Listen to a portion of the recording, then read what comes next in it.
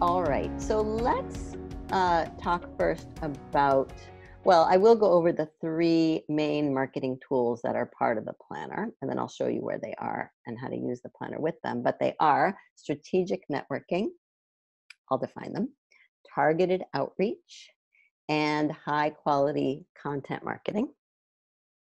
And people seem to confuse for some reason. I'm not sure why, but maybe we can talk a little bit about that when I open the floor. Strategic networking and targeted outreach. Strategic networking, which is meeting people in person.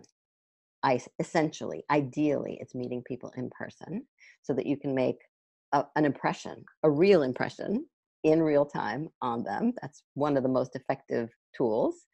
And strategic networking is when you do it with keeping in mind who you're looking for, because marketing works when you know exactly who you're looking for and what they need to hear in order to trust you, so that when they land on your website or meet you in person and see your business card, they say, this is exactly who we need. So you do have to have a sense of what your niche is or your niches are, and I do think about them in the plural. And you need to find the places where you can go to meet those people. So the distinction I make between strategic networking and regular networking is, generally regular networking is the local chamber of commerce, whatever's easiest and closest where you can just meet people, anybody. It's very indiscriminate.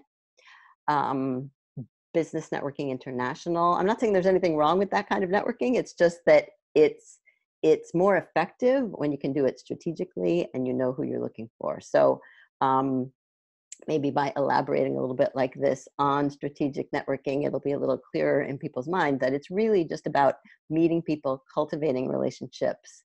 And some of these relationships are with prospects, people who you want to work with, and sometimes they're with people who can bring you into contact with your prospects and clients, like referral sources or people who just are really good connectors. It's really good to connect with people who are connectors. And I am a connector, by the way. So please feel free to keep in touch with me, because you never know who's going to need something at any given point. And they tend to go to these connector types because they know they have resources and are in touch with a lot of people. And so you can be one of those people.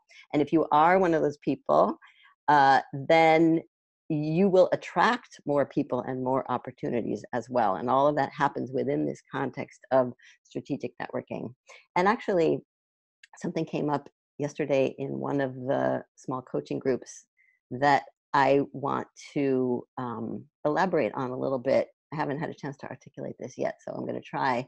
One of the participants was talking about the fact that strategic networking and networking in general is her main marketing tool. She loves doing it. She's an extrovert, and she's finding that that is just bringing her more work than she needs, actually.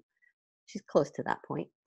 And one of the things she said about why it works for her, which I think is really important, is that she goes into it with an energy of, I want work. I'm looking for work. I'm looking for opportunities. I'm looking for clients. There's a lot of energy in it. And I think that's probably one of the reasons it's most effective for her. And I would imagine that people who are reluctantly doing this networking, but kind of ambivalently doing this networking, are finding it's not very effective. And I think that could be part of it. So if you are doing networking and if you want to be doing it better, I would just recommend that you experiment with, what is this I want work energy? It's not there's no desperation to it. It's like, I'm open, I'm looking for it, let me help you. There's a generosity to it, I think. And it can be contagious and very effective. So that's Elise, can I just say one thing? Yes, Gigi. So I'm an extrovert, I Okay. pretty much love networking. And when you were saying this, I was like, okay, so what am I not getting? And I just wanted to emphasize, for me, if I went to a networking meeting, I want work. I mean, people would run for me in droves. Why? Why? Just because, I mean, I'm joking a little bit, but I would just feel too desperate. You know what I mean? But the thing you said that I'm going to write down is, rather than looking for work, because I just know that would not work for me, was this thing you said of, I love hosting parties. You know what I Hmm. mean? Hmm. And so when I'm hosting parties, and people always say to me, oh, wow, how did you know I was thirsty? Or how did you know I was looking for a plate? Or how did you Hmm. know? So that idea of, I'm here to help, what do you need? Hmm.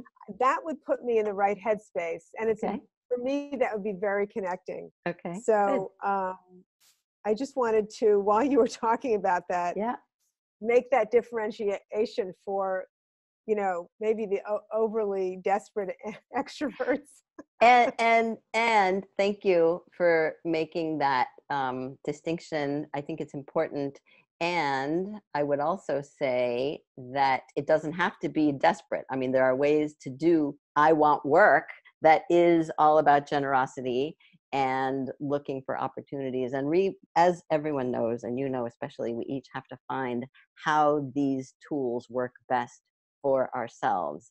And so the adjustment that you're making makes sense to me. The other tool that I can see why it would be confusing, but it's totally different, which is targeted outreach. And if you were one of these people who has been confused about it after I try to articulate it and describe it, maybe you can also say what seems confusing about it. So that can help clarify for other people.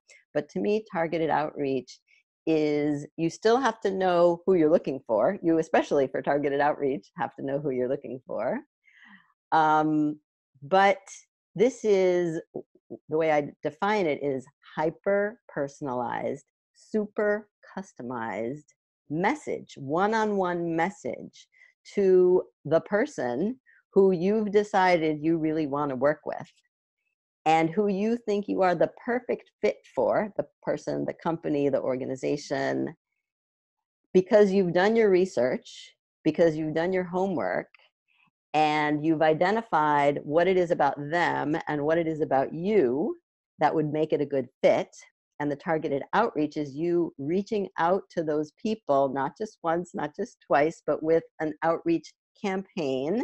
And there are all different ways to do that. And some of those examples have been in the marketing planner.